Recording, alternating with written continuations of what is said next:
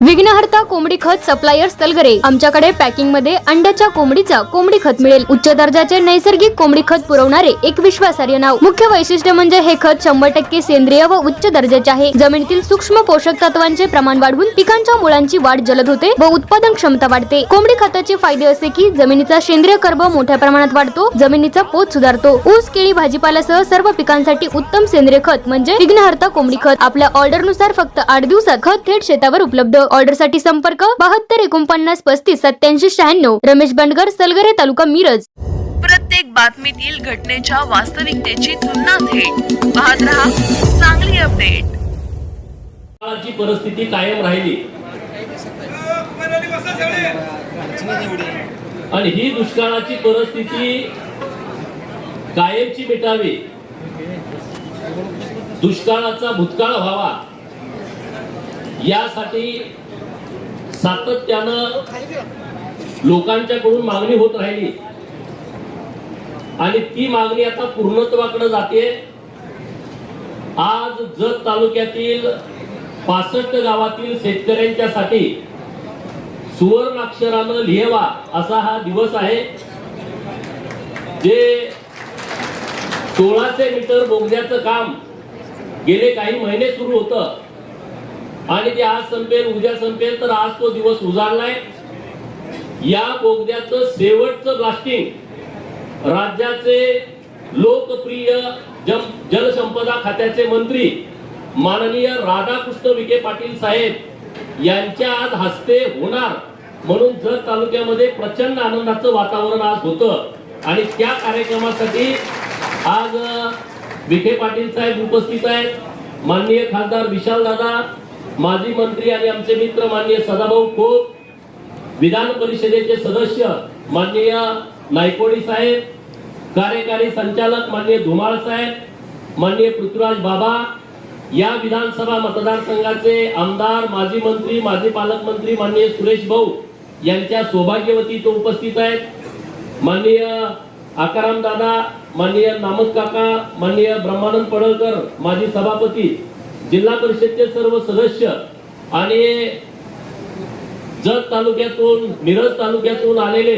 सर्व शेतकरी बांधव, माननीय पाटोळे साहेब, माननीय कोरे साहेब आणि जलसंपदा खात्याचे सर्व अधिकारी, कर्मचारी आणि कॉन्ट्रॅक्ट ज्यांच्याकडे आहेत त्यांचे सर्व इंजिनियर, त्यांचे सर्व कर्मचारी, पत्रकार मित्रांनो, खर तर 1983 ला ताकारी योजनेची पहिल्यांदा मंजुरी मिळाली आणि 1984 ला मैशाळ योजनेला मान्यता मिळाली आणि तेव्हाच्या मैशाळ योजनेमध्ये फक्त कवटेमंकाळ तालुका होता आणि मग पुढे जेव्हा 1995 ला महाराष्ट्रामध्ये युतीचं सरकार आलं, 1997 ला मैशाळ योजना ही जत, सांगोला आणि मंगळवेढा या 3 तालुक्यासाठी देण्याचं सरकारनं मान्य केलं आणि तेव्हा कृष्णा खोरे विकास महामंडळाची स्थापना झाली आणि तिथून या कामाला चालना मिळाली। कारण 83-84 ला जरी ही योजना सुरू झाली असली तरी म्हणावा असा निधी या योजनेला मिळाला नाही आणि त्यामुळे दुष्काळी तालुक्याच्या नजरा या योजना कधी पूर्ण होतील किंवा या योजना होणार की नाही होणार अशी लोकांच्या मनामध्ये साशंकता होती। जेव्हा 97 ला या योजनेला मोठ्या प्रमाणात निधी दिला तेव्हा प्रचंड मोठ्या प्रमाणात टेंबूचा असेल, ताकारीचा असेल, मैशाळचा असेल, उरमोडीचा असेल, ह्या सगळ्या कामांची सुरुवात झाली आणि आता जत तालुक्यामध्ये पाणी येणार अशी लोकांना आशा लागून राहिली। त्या काळातल्या सगळ्या लोकप्रतिनिधींनी यासाठी प्रयत्न केलाय। परत 99 ला सरकार गेलं, 99 नंतर 2004 पर्यंत निधीच मिळाला नाही आणि म्हणून मग परत तेव्हा 2004 ला एक मोठा दुष्काळ पडला। दुष्काळ पडल्याच्या नंतर लोकांची आंदोलन सुरू झाली आणि तेव्हा राज्याचे जे राज्यपाल होते, राज्यपाल महोदयांनी दौरा इकडचा चालू केला आणि मग त्यांनी टंचाईतून या योजनेला निधी द्यावा अशा पद्धतीचा प्रयत्न केला आणि मग 2004 नंतर टंचाईतून या योजनेला निधी मिळाला। 2013च्या एंडला आणि 14च्या पूर्व भागामध्ये जत तालुक्यात पहिल्यांदा पाणी गेलं आणि लोकांच्या आशा पल्लवित झाल्या। साहेब, मला 2-3 गोष्टी आपल्या कानावरती घालायच्या आहेत। जत तालुक्यामध्ये मैशाळ योजना ज्या भागामध्ये आहे ते 60 गावं या योजनेमध्ये प्रभावित आहेत या योजनेचा लाभ 60 गावातल्या लोकांना होतोय. जवळपास 22,550 हेक्टर, आकडा मागे पुढे थोडाफार असू शकतो, 22,550 हेक्टर साठी ही योजना मंजूर केलेली आहे. आता मागे दुष्काळाची परिस्थिती होती तेव्हा मी सातत्यानं आपल्या सगळ्या जलसंपदा खात्याच्या अधिकाऱ्यांशी बोलत होतो. 350-400 क्युसेक्सनं पाणी सोडलं तर या लोकांना पाणी मिळू शकतं, परंतु 350-400 पाणी मिळत नाही. 250-350 पर्यंतच पाणी मिळतंय. 250 जर पाणी मिळालं, लोकांची इतकी मारामारी सुरू होते, आमच्याकडे पाणी सोडा, आमच्याकडे पाणी सोडा. मग कोणीतरी कॅनल फोडतं, मग कोणीतरी अधिकाऱ्यांशी हुज्जत घालतं आणि वातावरण प्रचंड दूषित होऊन जातं. पलीकडे मंगळवेढ्याच्या लोकांची मागणी असते, परत इकडे सांगोल्याच्या लोकांची मागणी असते. आणि मग माझ्याही लक्षात आलं, 350-400 क्युसेक्सनं पाणी दिल्याच्या नंतर 22,550 हेक्टरला पाणी मिळू शकतं. आणि मग नव्यानं जी योजना आली, सुधारित विस्तारित मैशाळ योजना, ही तर 28,000 हेक्टर क्षेत्रफळासाठी केलेली आहे, क्षेत्रासाठी. आणि हे 65 गाव आहेत. माझी तुमच्याकडे हीच मागणी आहे, मी मागेही सातत्यानं मागणी केली, जर 350-400 क्युसेक्सनं पाणी दिलं तर 22,500 हेक्टरला पाणी मिळू शकतं. हे तर 28,500 हेक्टर क्षेत्र आहे. आणि मग या क्षेत्राला 125-125च्या 2 लाईन आपण देतोय, 250 क्युसेक्सनं पाणी मिळणार नाही. आणि म्हणून माझी विनंती आपल्याकडे आहे की मी सातत्यानं लावून धरली आणि तुम्ही त्याला खूप चांगल्या पद्धतीने सकारात्मकतेनं बघितलेलं आहे, अधिकारी पण सगळे आहेत. 3री लाईन तुम्ही टाकली तर विस्तारित मैशाळच्या सगळ्या लोकांना त्याचा फायदा होऊ शकतो. नाहीतर पाणी तुम्ही जेव्हा चालू कराल तेव्हा पाणी हे सगळ्या लोकांना मिळणार नाही. पूर्वी ओपन कॅनल होता, परंतु देवाभाऊच्या सरकारनं पीडीएनची नवीन एक पद्धत आणली, बंदिस्त पाईपलाईन. आणि टेंबू ही पहिला प्रोजेक्ट आहे की बंदिस्त पाईपलाईन, पहिल्यांदा तो पायलट प्रोजेक्ट केला, परत मैशाळमध्ये केलेला आहे. आता या पीडीएन मुळे खूप चांगल्या पद्धतीने काम करता येतंय. सुधारित विस्तार मैशाळ योजनेची डिझाईन खूप अधिकाऱ्यांनी चांगली केली, कारण डायरेक्ट तलावात पण पाणी सोडता येतंय आणि ओढापात्रात नालापात्रात पण पाणी सोडता येतंय. जर अधिकाऱ्यांना वाटलं तर डायरेक्ट आपल्याला संच्या तलावात पाणी सोडायचंय तर पाणी सोडायची तशी व्यवस्था केलेली आहे. आणि म्हणून आता तुम्ही मला 3री लाईन जर दिली तर जत तालुक्याला परत कुठलीही मागणी पाण्याच्या बाबत करावी लागणार नाही, अशी माझी तुमच्याकडे विनंती आहे.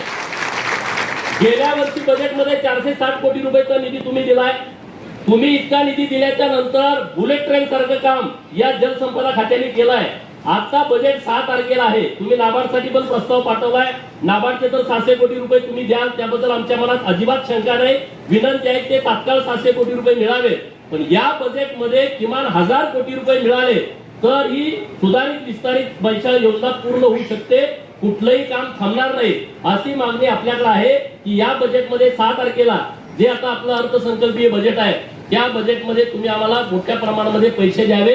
आताच आपले धुमाळ साहेब बोलले, मी जेव्हा विधानसभेला, माझा मतदारसंघ जत नाही साहेब, माझं गाव आटपाडी तालुक्यातलं आहे, खानापूर विधानसभा मतदारसंघातलं. माननीय देवाभाऊनी तुम्ही मला जतला पाठवलं.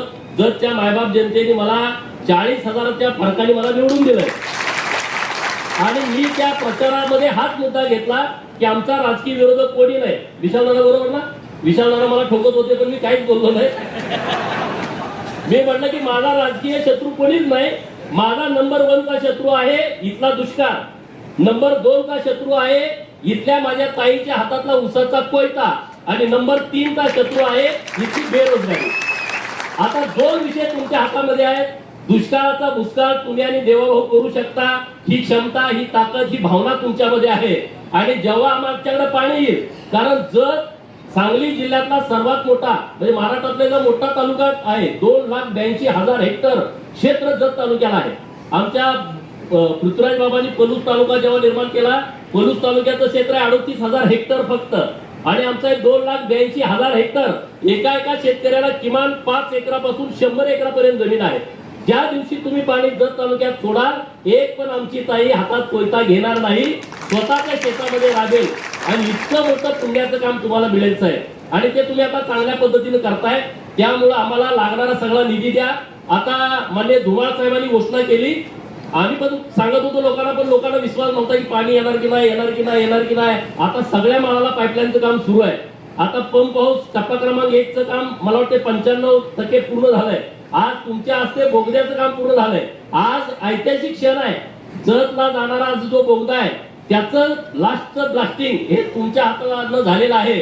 हे पुण्याचं काम, हे पवित्र काम आजच्या दिवशी आपल्या शुभ हस्ते झालंय. मी जत तालुक्यातल्या लोकांच्या वतीनं तुमचं मनापासून आभार व्यक्त करतो. टप्पा क्रमांक 2 आणि टप्पा क्रमांक 3चं काम करायच्या सूचना यांनी दिलेल्या आहेत.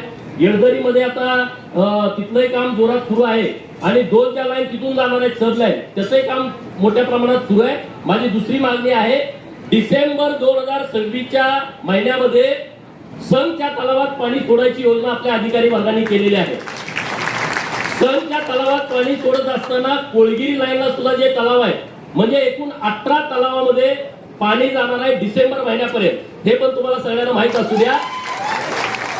आता तुम्ही संघच्या तलावात पाणी गेलं तर ते ऑटोमॅटिक बॉर्डर पर्यंत जाते, कारण संघ तलावाला 2 कालवे आहेत, एक उजवा आहे एक डावा आहे. उजवा कालवा 2.5 किलोमीटरचा आहे, पण डावा कालवा शेवटच्या बॉर्डर पर्यंत मध्ये सुसलात पर्यंत आहे, सोनलगी पर्यंत आहे.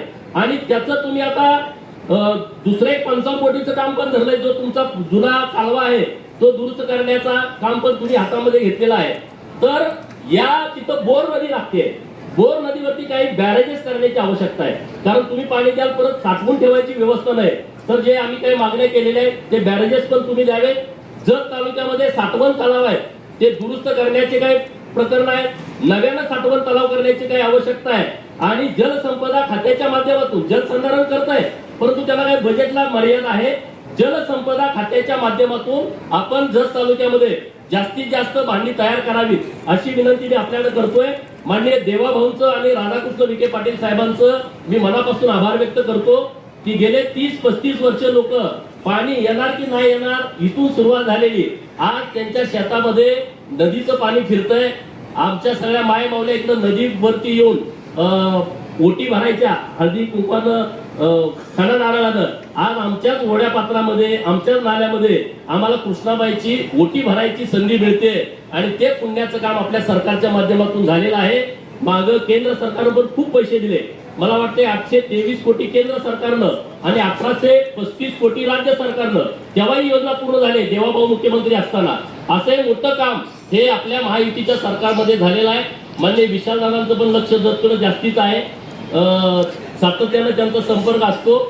तर विशालदादा पण आज आवर्जून या कार्यक्रमासाठी उपस्थित आहेत. माननीय सदाभाऊ खोत हे शेतकऱ्यांना पाणी मिळावं म्हणून शेतकरी चळवळीत असताना जतला आंदोलन करायचे, आज त्यांच्या आंदोलनाला सुद्धा यश येताना दिसतंय.